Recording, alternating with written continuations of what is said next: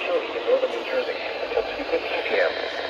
At 1:26 p.m., a severe thunderstorm was located over Jamesburg, 47 miles south of New Brunswick, moving east at 25 miles per hour.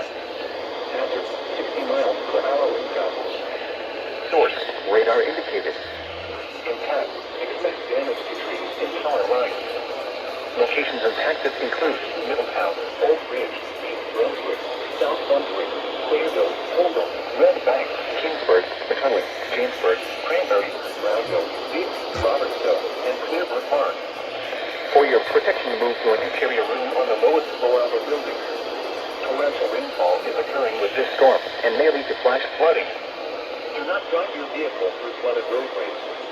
Repeating, a severe thunderstorm warning has been issued until 2:15 p.m. for the following counties in New Jersey, Middlesex, and London.